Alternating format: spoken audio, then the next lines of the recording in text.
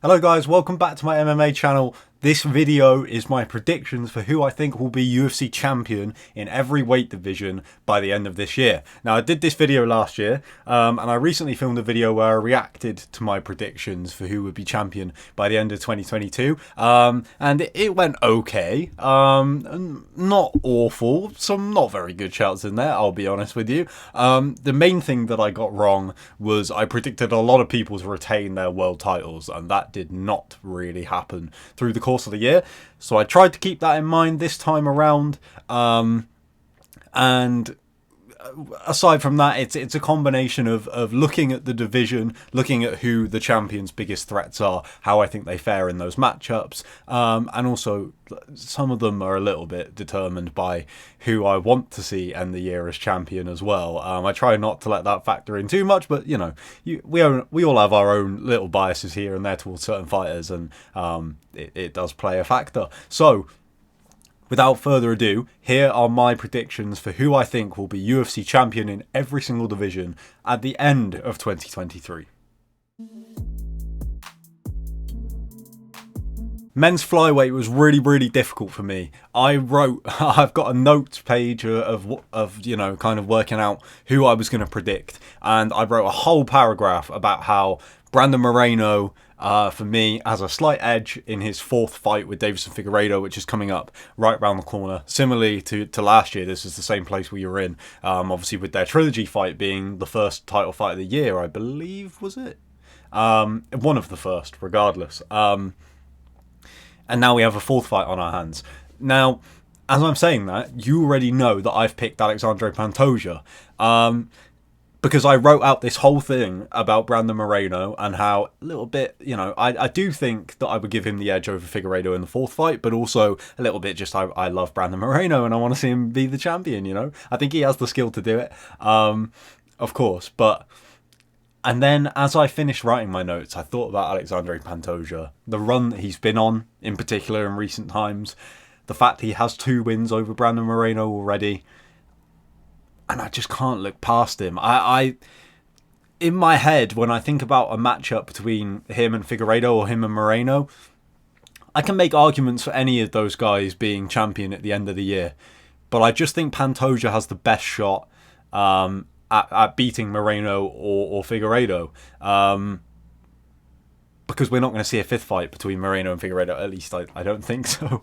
And I think he has the best shot of beating either of them. So I've gone with Alexandre Pantoja, but yeah, that fight, if I really hope it's him versus Moreno, because then the narrative to it is better, although Figueiredo did beat Pantoja, so you do have that narrative as well, but Pantoja versus Moreno will be an absolutely incredible fight. So I hope we get that, but Pantoja is my pick.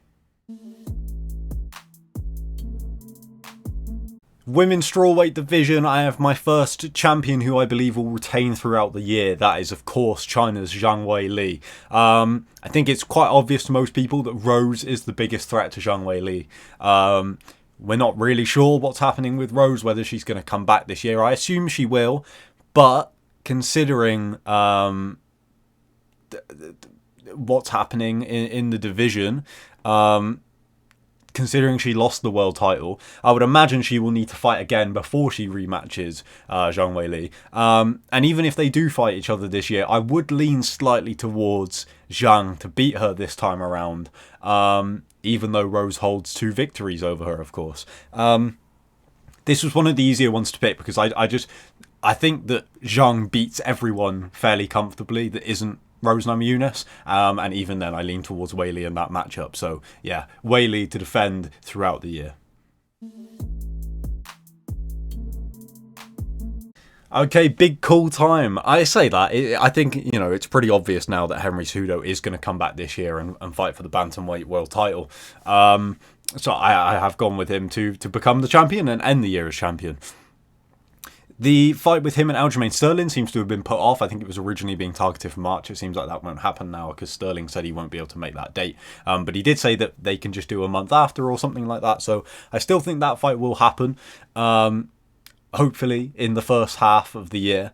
And though I think that Cejudo will want to go up to featherweight to face whoever the champion is there, because he wants to be Triple C, of course. I think that Sean O'Malley is right there.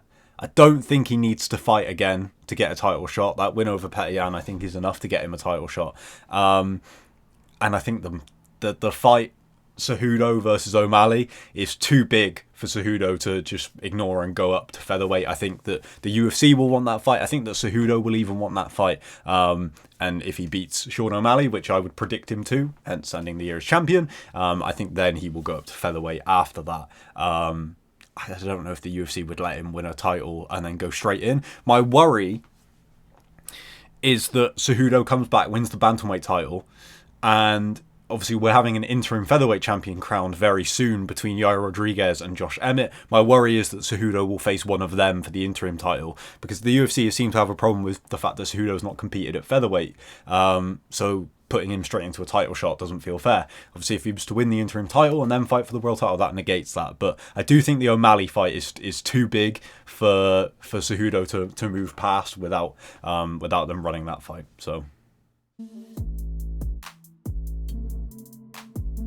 women's flyweight was a tough one to pick for me. I have some reasoning behind this. I'm not entirely confident, but upon deciding, I say deciding like my judgment is final, that when I decided that I was going to pick Valentina Shevchenko to lose her world title this year, after saying last year that she would be a double champion at flyweight and bantamweight, which never even happened. The fight didn't happen. So it was between Tyler Santos and Manon Fiorot, and given Santos's performance against Shevchenko in their first fight, where she came very close to winning that fight, they have to do a rematch at some point, so I would imagine we will get that fight this year. That's why I went with Tyler Santos. Tatiana Suarez is also worth considering. She has announced her comeback. She's going to be facing Montana De La Rosa, but for me, the fact that she's had so many injuries, been out for such a long time, and she's coming back against an unranked opponent means that we probably won't see her in that title frame this year. I think she could definitely end the year as the next in line for the title, but I don't think she will win the belt this year. Had she come back against the top 15 opponent, I maybe would have picked her, but I do think it's going to take her about a year to get into that number one spot. So yeah, I've gone with Tyler Santos for that very reason. Without giving away my pick for the lightweight champion at the end of the year, I have predicted Alexander Volkanovski to end the year still holding the featherweight world championship. Of course, he's going to fight Islam Makhachev up at lightweight next. There is a real threat that if he wins that title, he could vacate his featherweight one. But I think, as I said for my bantamweight prediction, I think a fight with Cejudo in 2024 is too big for the UFC to want to miss out on. I think that they will let him, if he does win the lightweight title, I think they'll let him hold both titles so that they can make the fight with Cejudo. And then if Volkanovski loses, he can just be lightweight champion or whatever. So I have gone with him to stay as champion. I'm hoping that he faces Islam, and regardless of how that fight goes, he faces the winner of Yair and Josh Emmett by the end of the year. And I would predict him to win against either of those guys. Worth saying that obviously Arnold Allen is my boy in this division. He's the guy that I'm very excited about, but I don't think scheduling wise it's going to work out for him to get a title shot this year, because I think Volkanovski is going to fight Islam and then probably face the winner of Emmett and Yair. So I just don't think it's going to work out for him this year, but fingers crossed for 2024 for the boy Arnold. Okay, so women's bantamweight division, I've gone with Amanda Nunes to retain her world title. This was quite an easy one for me. I don't really see any huge threats to Nunes at bantamweight unless she moves down. Unless Shevchenko moves up, rather, which, given my prediction that she will lose her title this year, I think might happen in 2024, but I don't know about this year. I think there's too many contenders for her right now to move up. Too many fights for her to have this year, flyweight, I should say. I don't have a prediction for the featherweight championship, I should point out, because the title is either going to be Nunes's or the UFC are going to force her to vacate it because she can't defend it because there's no contenders there. So I've got no prediction for that. It will be Amanda Nunes's, or the division will not exist by the end of the year. So yeah, Nunes to retain. Simple. Okay, men's lightweight division, I've gone with Islam Makhachev to end the year as champion, which is quite scary to me because I have predicted a lot of champions to end the year with their titles, and that didn't work out for me last year. I'm a little bit worried about this one.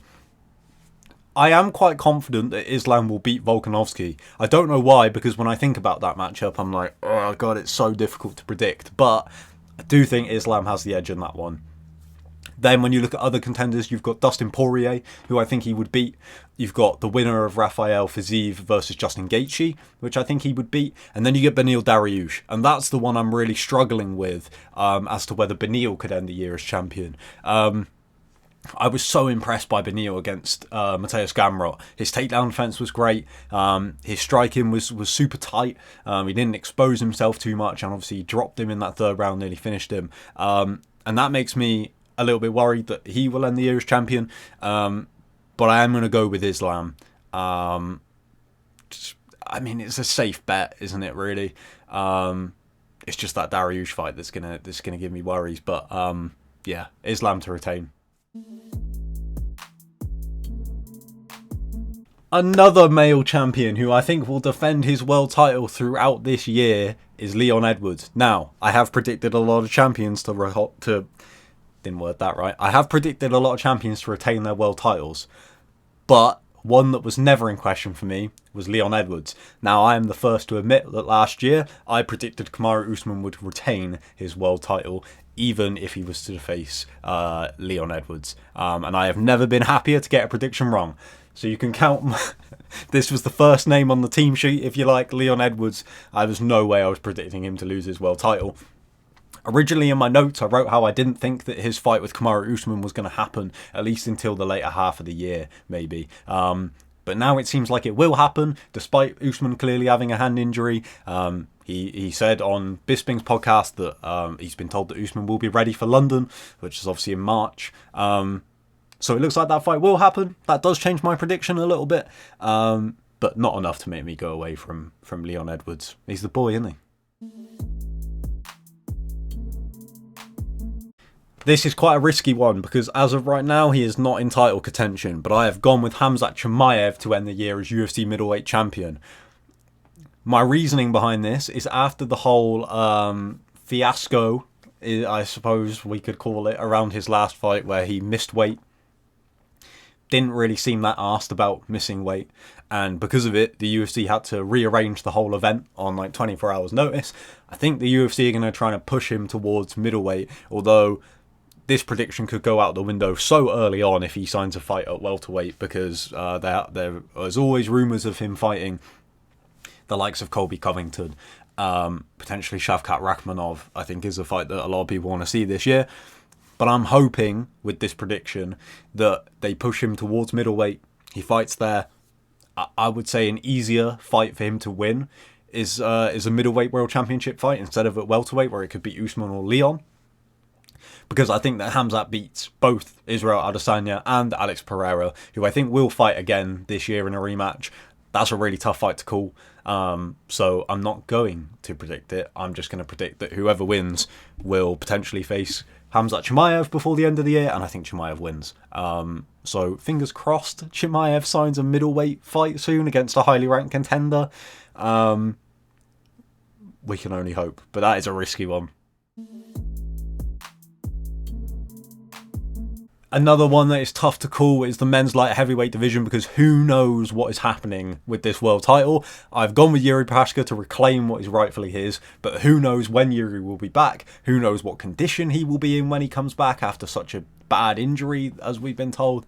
Who knows who we'll face, because we have Glover Teixeira versus Jamal Hill coming up very soon for the title.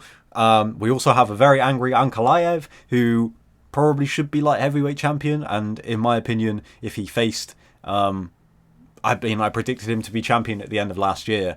I think he is a real threat to Yuri. So if that fight happens, I'll be a little bit more worried about this prediction. But I am going to go with Yuri Prochazka. And my reasoning for that is I do think he'll be back this year. It's Yuri Prochazka. He's a crazy person. Of course he will. I think that Glover Teixeira beats Jamal Hill. And I think if Yuri tells the UFC that he'll be back... this year for sure. I think that they will allow Glover to wait and rest so that he can get his rematch with Jiri before the end of the year, which I think Jiri wins. So there you go. Jiri to reclaim his light heavyweight championship. Finally, at heavyweight, I wonder what other people have predicted for this division. I haven't checked out anyone else's prediction lists or anything like that. But I've gone with Jon Jones. Is this more hopeful than anything? Probably. I don't know what's going to happen with Francis Ngannou. Is he going to fight this year? No idea. What I do know is that Cyril Gane is going to fight this year. He has called out Jon Jones for March or April, I think, which I don't think will happen. But I am hopeful that Jon Jones will eventually come back. If he doesn't come back this year, he's never coming back. Although you probably could have said that about 2022. I'm not even that confident that if Jones comes back and faces Cyril Gane or Ngannou that he beats them. So this is more of a let's hope Jon Jones comes back rather than a if Jon Jones comes back he will be world champion prediction, which is not what this list is meant for. But hey, you know, we've got to have some fun here and there, and we can only hope. So that is the end of my predictions for who will be champion in every UFC weight division by the end of the year. Drop in the comments your list of predicted champions, which ones you agree with me on, which ones you disagree with me on. Are there any crazy shouts that you've got for people who you think maybe aren't in title contention but will be before the end of the year? Leave a like on this video, subscribe, all that stuff that you already know about, and I'll catch you on the next one.